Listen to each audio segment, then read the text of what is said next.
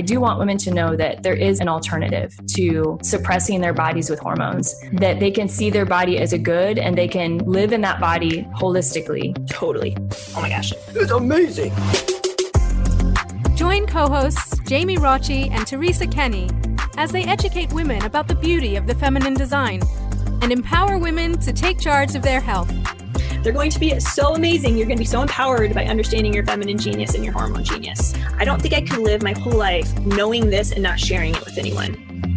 Hello, welcome to the Hormone Genius podcast, and welcome to our special guest, Myah Jenae. She is the founder of a body literacy women's health initiative, Right to Know. And this initiative is brand new, and it is traveling across college campuses, and we hope that it's coming to a place near you, because we want women to be empowered, of course. We are the Hormone Genius, and what that means is we want women to be empowered to know the genius of their bodies. And Myah is taking this initiative to educate and empower women in the same cause. So Myah, thank you for being with us here on the Hormone Genius podcast today. It is such a joy to be here. Thank you so much for having me. Let's just start with you're young. Myah, you can't be more than probably 26. I don't know, but you're a young woman. Obviously, you're passionate about a lot of the things that Jamie and I are passionate in. But what is this Right to Know initiative, and how did it start, and what is the goal of it? Yeah, so Right to Know started a couple years ago. I'm actually 22. I'm turning 23 pretty soon. And I had really horrible period cramps, like awful period cramps from the time I was 12 years old. So I started my period when I was 9, which was just like insanely early. My mom was so surprised. My mom actually ended up like changing the diet, for all of the kids afterwards, so that so my little sister cycle would start later in her life. And so that was actually extremely helpful when she changed the diet to cleaner foods. And my little sister didn't start till she was like 12 or 13. But I started when I was 9, and it was just such a shock for my mom. And then when I was 12, one morning I woke up and I'd never experienced cramps before. So I had no idea what it was. And I thought I was dying because I was like, I don't know, I was crying to my mom. I don't know what's going on. And my mom's like, well, it's probably period cramps. And I was like, but I've had a period for 3 years now, and it's never been like this. And of course, when you're 12, your life is changing a lot, and you're doing a lot more than you were when you were 10 and 11.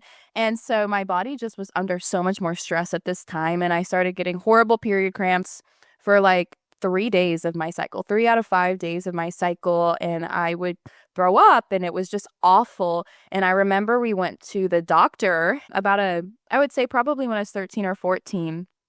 And my mom had taken me to learn some cycle tracking, but it didn't make sense to me. And the reason it actually never made sense to me was because I didn't actually have the ovulation mucus. And so people were telling me to identify something that I didn't even have. And so I just never understood it. And I remember sitting at the doctor and I said, well, I have my charting. Do you want to see it? And the doctor looked at me like I was silly. And what do you mean you have your charting? I'm some 13, 14-year-old girl. And obviously I'm not charting for fertility or anything at this point. I'm just trying to get rid of pain.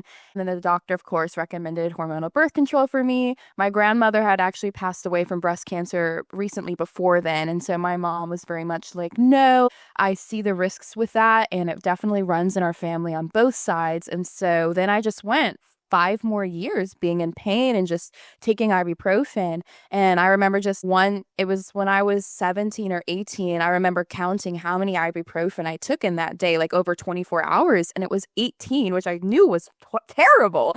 And I just wasn't noticing. I was just taking 3 or 4 every 4 to 6 hours. I had mouth surgery before, and so I had a really high pain tolerance to medication. So anyway, and then at that point when I was 18, I was like, this cannot keep going. I cannot keep living in this pain. And then I met a person who told me hey, those period cramps are not normal. And then she was a nutritionist. We worked 100%, got rid of my period cramps, was able to live just such a beautiful life after that. And I wanted to make a change in that. So that's where Right to Know that's the genesis. Oh my gosh, Myah, the origin story started when you were 9. Yeah. What? Yeah. Origin story starts when we're 9. And I know this episode is not about early puberty. I know that. So, and that would be an incredible episode that we should do, Teresa.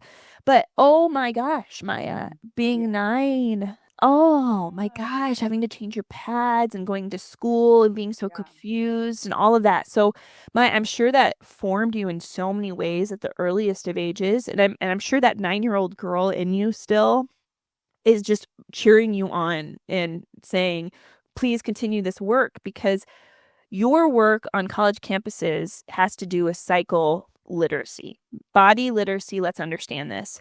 And we know, and we're going to get through this during the episode, but we know there's so much to our fertility cycle beyond just fertility. Like you just mentioned earlier on as you were explaining, you came with the chart and the doctor's like, what are you doing? You're so weird for charting. And you're like, no, listen, I need it because I have a pain point and I'm motivated to get to the root of it.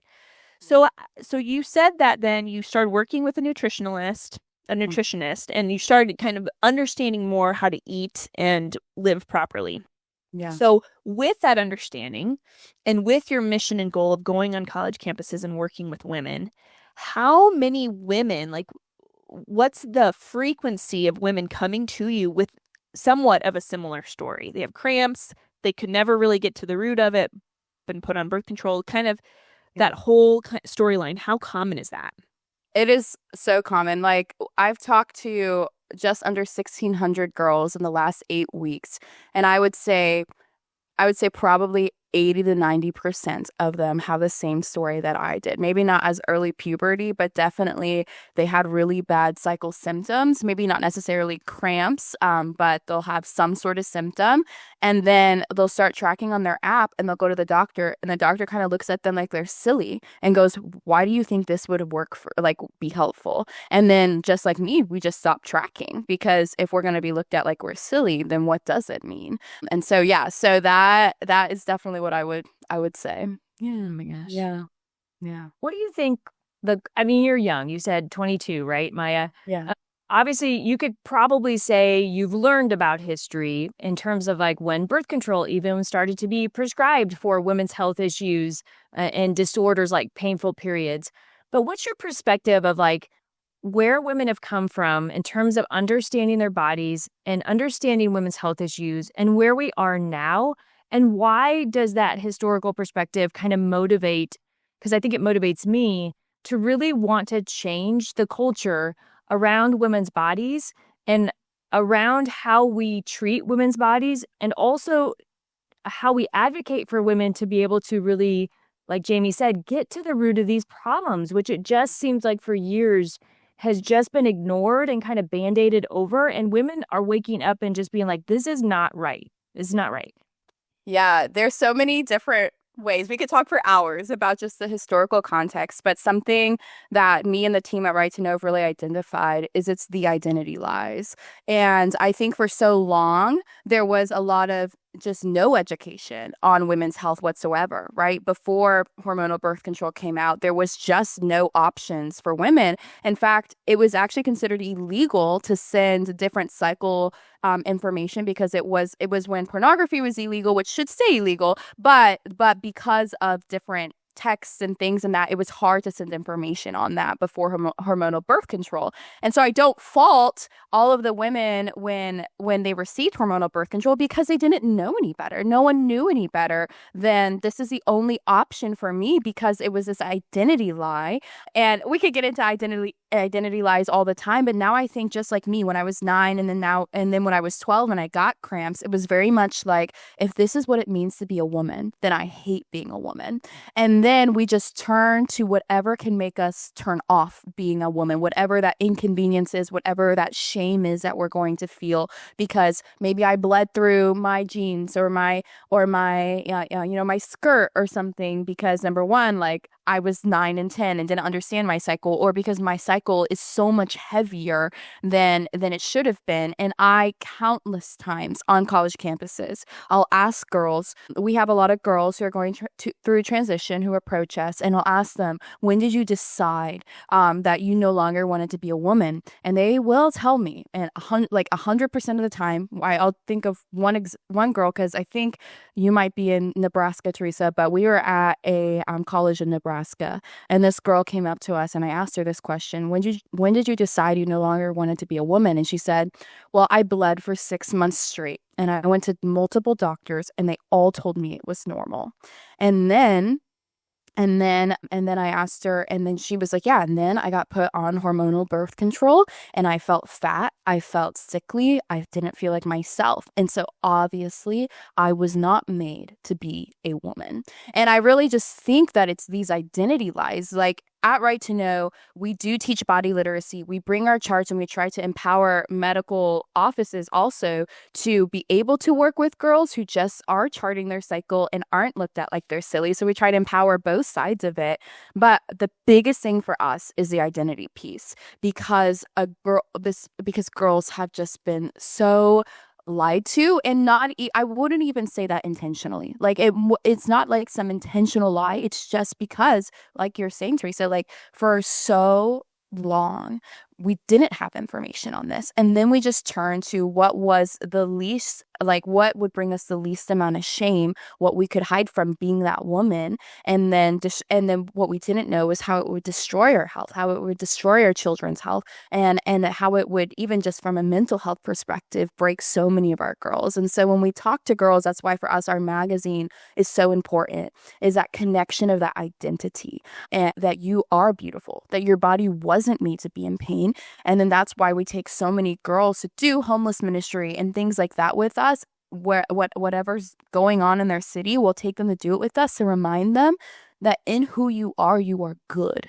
And I think so many of these girls need that reminder, because from the time they're 12, they've just been in so much pain and hate what it is to be a woman. So yeah. And you know what too, Myah, what you shared was just a very profound example. But what I think that your story also shows is that there is hope. Yeah.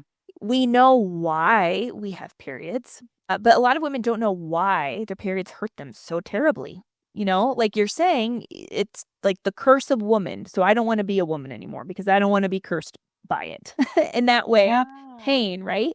Being a woman brings pain. But the thing is that there is hope, because there's a reason for the pain that we can actually get to the root cause for. It's not always going to be easy, but it's going to be worth it. It makes me think of when I was getting trained as a fertility care practitioner, Dr. Hilders, who is the founder of NAPRO Technology. Of course, Teresa worked with Dr. Hilders for 20 years. But in the training, he said, in the 70s, the charts then look a lot different than they look now, where it's almost uncommon for us to see a normal, healthy cycle.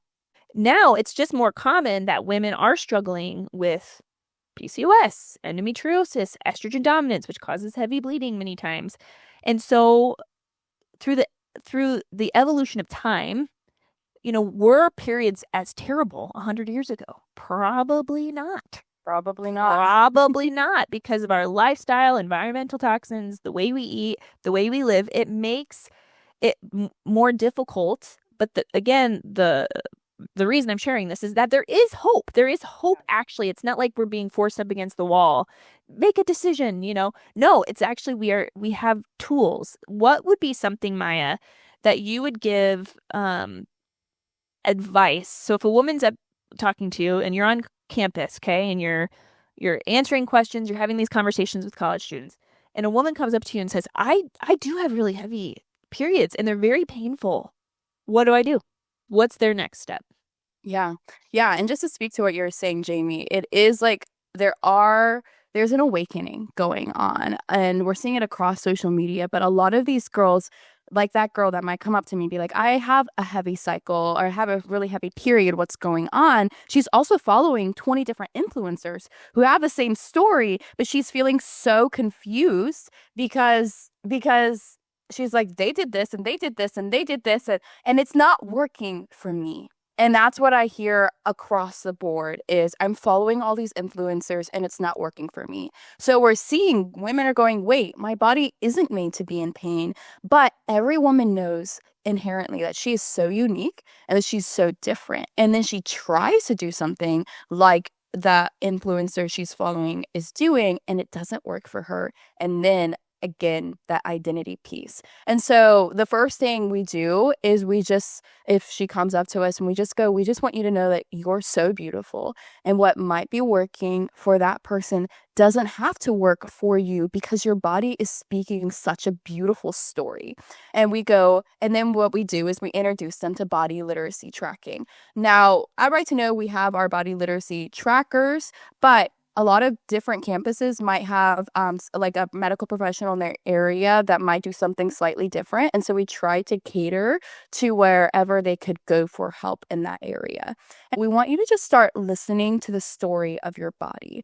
And so in that moment, I'll take 2 to 3 minutes to introduce them to tracking their cycle for health and tracking what are signs that they really feel like. So for a lot of girls, it'll be mood. Like, I wake up happy and then I go to bed really mad. And so, okay, we're going to track that in relation to mucus and blood and our temperatures. Temperature is something that that girls really love to see. I think we always encourage them to do it because I feel like temperature is the biggest thing that they can like really see when they're looking at it and go, wow, that's really cool that my body's doing this. But what we always say is we teach them how to do it like in that moment, just a really fast, and we have a video that we'll send them afterward, but we always like our non-negotiable is you have to do this with a friend. And so we give them 2 sets of 3 months of tracking. It's never you're doing this alone, and we tell them because we don't want you to get in your head that your body's just broken, that you're stupid, that you're dumb, like that. These are just like those lies that I know went through my head when I thought I was doing tracking wrong. And we tell these girls, as long as you're tracking one thing, you're doing tracking right, because you're listening to the voice of your body.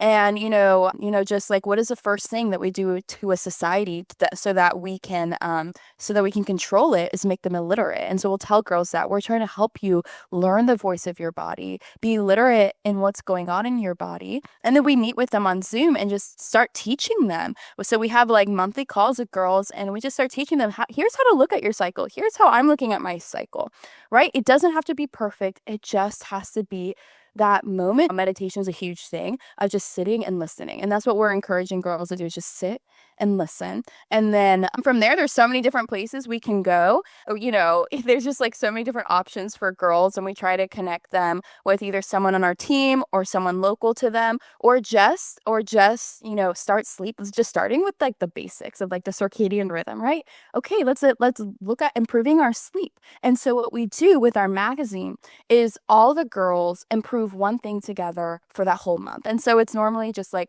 sleep or bowel movements, eating 3 meals a day, or drinking enough water. And so we all do that same thing together for a month. And then you just start writing, okay, this is how I feel improved. And so what we really just try to help these girls with is see, how is my body speaking differently and how am I unique? And that's how we try to really address that. What works for one person doesn't work for me. So yeah. So much of that resonated with me, Myah, that you were saying there. And I'm a nurse practitioner. All I do is women's health. And so many of my patients come, and as you said, they're listening to a lot of information on social media, influencers, and they come in and they say they are overwhelmed. But I think what you're getting at is very important, that is in some ways not the place to start. The place to start is to start to identify with our individual person. And the reason why for women cycle tracking is so unique is because it is a roadmap that we have for our bodies. And I can remember, actually, it was on the podcast that we released today, Dr. Jillian Steckline mentioned this. There are husbands like, you guys are so lucky as women because we have this roadmap, this way to basically kind of know what is going on interiorly inside of us. In fact, Dr. Hilders used to say, the cycle is a window into the body. But if you don't know your own body, there's no way any healthcare professional can really help you, So when I work with my patients, honestly, a phrase I use all the time is, I really want you to get to know the real hormonal you. And many times that's because women who come to see me, they may have been on birth control, hormonal birth control for many years. In a sense, they don't even know who the real hormonal person they is, because if you don't know out there, hormonal birth control actually suppresses your own identity or own hormones. And so a lot of times what I'll say is that it kind of is suppressing the real you. How do we know who we are? Because our hormones are so central to kind of our behaviors, our feelings, our emotions, our physical, even well-being. And yet we're, as women, completely suppressing that for many, many years. How sad is that? But also how hopeful it is to take a woman and say to her, this is so exciting. For the first time in your life, you will get to know the real hormonal you. But Myah, we know that there are so many doctors out there who do not get that at all. Who don't understand that this is something where there are women now out there who are very aware of the fact that these hormones are synthetic and not natural to their bodies. And there is a movement, you could say, for going back to the natural. And I think that movement is very intuitive. Why? Because we're in an environment that is not natural anymore, right? There are so many things coming at us that are not natural that I think people are like, holy shnikes, I have got to take a moment and be like, where can I get some more naturalness in my life? And getting off hormonal birth control is an area where I think women are really looking at that piece of the puzzle and saying, I don't think this is good for me anymore. But we have to, as a society, train doctors. And that's why we met you at the FACS conference, where there's many doctors being trained in more of a restorative reproductive medicine to help young women, help couples, help people get back to a little bit more of the real hormonal you. So that's my soapbox there. And before we're going to move on to the next question, but I do want to give Jamie an opportunity to quick do the shout out to our podcast sponsors for today. Whoop. Hey, guys. I had myself on mute. Okay, so a shout out to our podcast sponsors. As usual, We Heart Nutrition is incredible. Just the other day, I had a friend asking me, what kind of supplements do I recommend that actually work? And that's always my question for people when they're taking supplements. Oh, I'm taking supplements, but I don't feel any better. Well, that could be a sign that maybe the supplements you're taking aren't the bioavailable kind. So if you're going to Walmart or getting just these supplements off the shelf and you're not feeling any different, that may just mean that you're not absorbing the nutrition and the vitamins and minerals like you should. So We Heart Nutrition is incredible. We use their supplements. You can get 20% off by visiting weheartnutrition.com and using the code GENIUS. I just started using their probiotics, their immune support supplement, which I really love. So check them out. Secondly, we just partnered with Grazing Beauty. Grazing Beauty is a really wonderful company. I'm not a huge I'm going to wear lotion. I should be because I'm aging, I'm aging, but I'm not like a big lotion girl. But when I got their tallow, I love it. And my daughter in particular has terrible itchy legs all the time, some eczema stuff happening. And I put that on her legs. It was so helpful for her, this tallow. So 10% off of Grazing Beauty's products with the code HormoneGenius. And then lastly, Salt and Light by Sammy is an incredible company, and they sell amazing toxic-free perfumes. So we love this company. Teresa and I, our favorite perfume is called Magdalene, and I also love the perfume called Unbound. So if you're looking for really proven wonderful smells, those are two of my favorites. Hormone Happy for 10% off. saltandlightbysammy.com, 10% off with the code Hormone Happy. All right. Okay. So, Myah, walk us through what it would look like as a college student if you were to come to my campus. I'm, passing from class to class. Maybe I just got a coffee at the student union. How would I be approached by you, or how would I even know you're on campus? Yeah, so we just really believe that everyone should have free access to this information. And so for that reason, even if we're just driving through your town, we'll just stop at a college campus, we'll go to their free speech alley, and we'll set up with a sign that says period cramps aren't normal, ask us why. And then we have another sign that says men come use our period cramp simulator. And so normally, and then we have free cookies and all the things. So we are just and they're homemade, grandma's, recipe cookies. And so yeah, you'll just probably see a rather big crowd around. We were at LSU last week, and I swear we had like 50 or so people always surrounding us for the few hours that we're there. And you'll just see the men testing it out, and then different girls from our team will be going around asking you, hey, do you want a free cookie? Follow us on Instagram. And then we'll always ask the girls, like, hey, do you have any questions? What's going on in your life right now? And what is so interesting is we always have this line of girls, who come and ask us about our signs, saying, across the board, the girls are like, I don't want to be on hormonal birth control, but I am because it's the only way I can't be, like, I don't have to be in pain. And so, yeah, so that is normally like what a normal encounter looks like for us on the campus. And then like in the spring, so I guess basically a year from now, whenever you're listening to this, but in the spring, we go and do hormone workshops on college campuses. And so what you'll see us doing in the fall is partnering with fraternities on college campuses to raise money for you, like if you're a girl on the campus, to go to a hormone workshop. And then of course, like the guys are just gonna be like, hey, we're raising money for women to get better access to hormone health education, but also you should go. And so you might see us pieing frat boys or all of the things. So our goal is just to create that culture of women who are doing this together, are tracking together. And so then let's say you encounter us in the fall and we don't have a workshop in that moment, you'll be invited to a Right to Know dinner. So girls on college campuses we have a Big Sister program. So girls are trained to be Right to Know Big Sisters, and they'll host like a monthly dinner for everyone to look at their cycles together and decide what they're going to track and do something from the magazine. So it's just super cutie like that. At Right to Know, our biggest focus is actually middle school and high school. So I get to speak actually at public schools and some private schools as well too.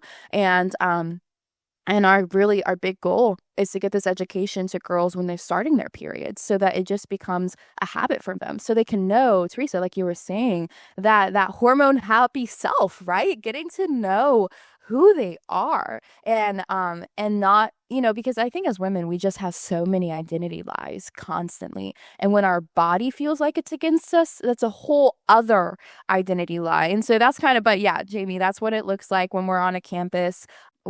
In the fall, you'll be invited to dinner. In the spring, you'll be invited to join a hormone workshop on campus, and just all the things. So yeah, that's what we do.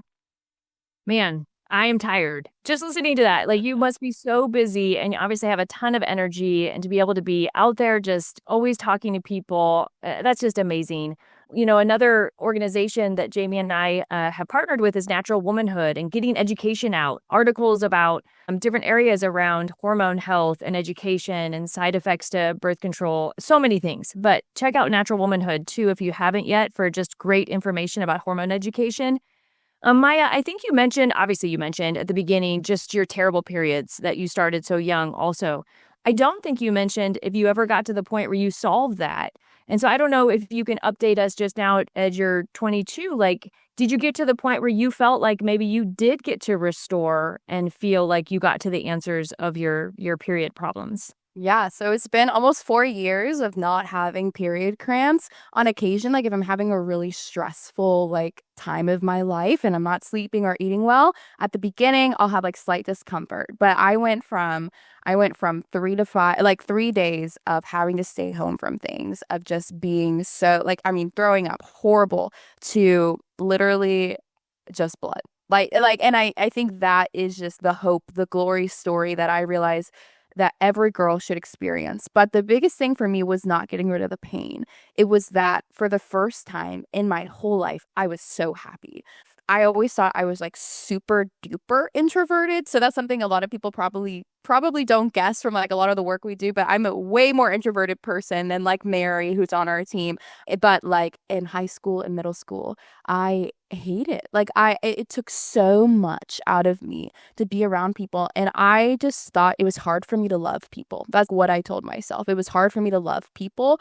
And I was just super depressed. And without changing anything else except changing my physical health for my cycle, suddenly I had so much energy. I was able to encounter people. I wanted to be around people. And it's what we call that ease of love, that ability to feel like I have the capacity to love somebody else. And that changed everything for me. So yeah, so that is my glory story of being able to get rid of that pain, but also it was more than just the physical pain. It was so much so the being able to have that ease of love again. That's a really beautiful way to explain it. We all know what that feels like when we're just feeling kind of run down, tired, we're in pain. It's so hard to fully love and to fully, be alive in the way you want to be alive. So it's a beautiful way to explain it.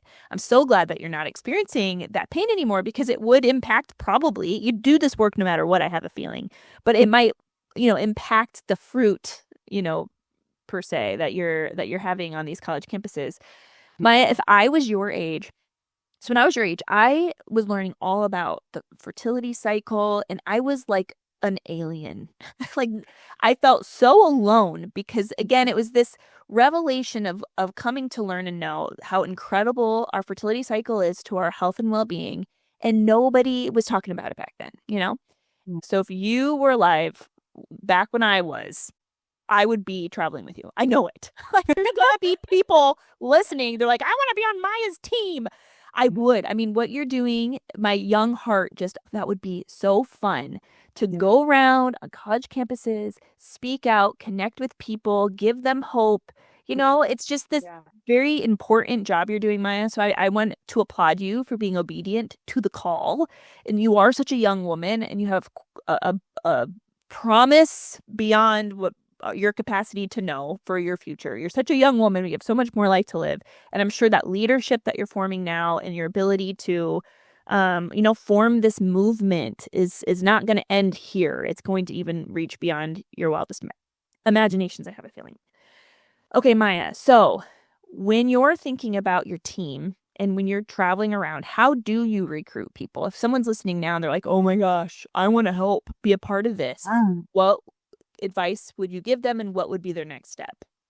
Yeah, so there's a couple things. I would say, first of all, just check out our Big Sister program, right? I want to be trained on how to bring this to girls in my area. What's really beautiful about our Big Sister program is, while we do teach you a little more about body literacy tracking, one of our favorite parts of it is actually where we teach etiquette. And it's just that, and it looks great on a resume anyway, but it's getting an etiquette certification, basically, with Right to Know, of just being like, how can I actually love well with this information? Because like we've all seen on social media, is this information is getting out, that people are becoming passionate about this, but a lot of girls have these identity lies. And so we just have to be very careful on college campuses and with our friends about how we approach this. And we never want a woman to feel like she's bad because she's on hormonal birth control, or that her body's broken because she feels like she has to be, because there's just so much going on in the world in this regard. And so that's a big thing for us. And then from there, whether or not you sign up for the Big Sister program, we are actively recruiting for more people in the fall and spring to travel with us. So if that's something you're like, oh, I feel a call on my heart to be a part of this, we're looking for 2 more girls for the fall and then 4 more for the spring. And so it's super fun. We've been to 34 states this year. Right now it's April. So that's just super, it's really fun if you're young and want to see all these amazing places. That's really cool, and just get to encounter people. And it just, honestly, it's stretched and made me grow so much in just my own in my own life, having to do that and being on the road. But yeah, so there's that. And also, though, if you're trained to be a Big Sister, we'll reach out to you when we're in the area, and we'll ask you to come encounter people in your area, because we're about building, not just being a once and done, but growing a community. And so that's kind of that way. We have our gala in July, but yeah, there's so many different ways. Yeah.